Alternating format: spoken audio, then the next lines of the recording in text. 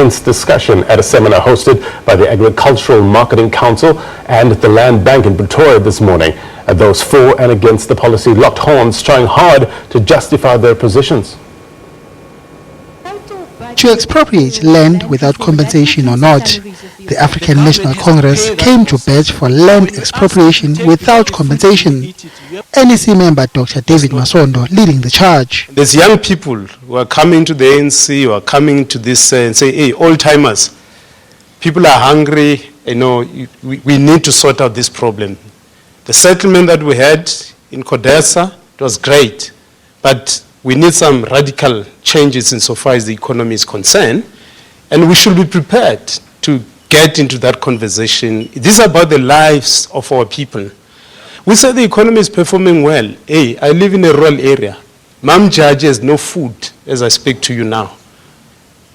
There's no employment. A lot of kids are being made because people are hoping that they will get social grants and so forth and so forth. The ANC was backed by emerging black farmers and the South African Local Government Association.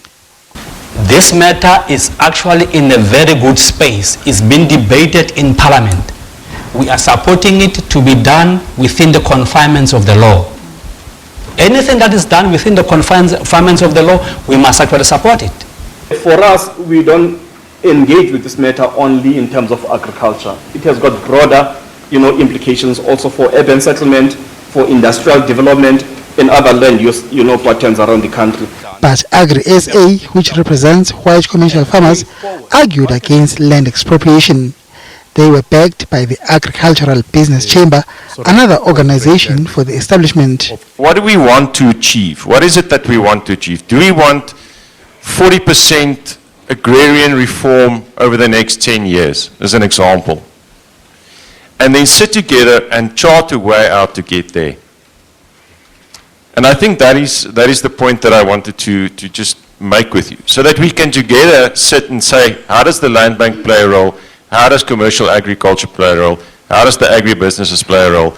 How does government play a role? And how do we do it sustainably? Because the alternative is too ghastly to contemplate.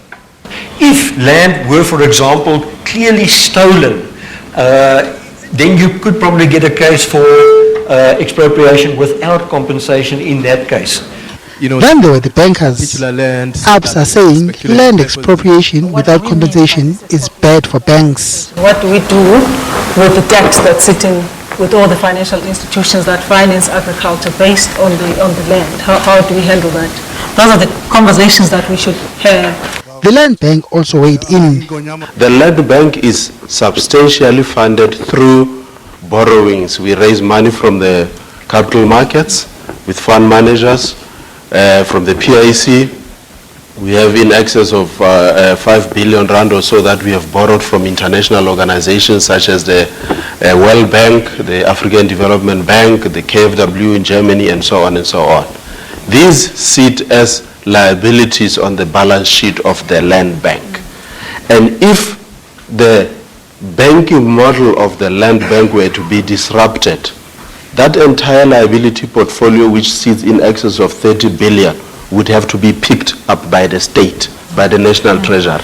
For now, the different sides of the debate seem far apart, but they all expressed a willingness to find common ground. Bongini Muchwa, SABC News, Johannesburg. This is not okay.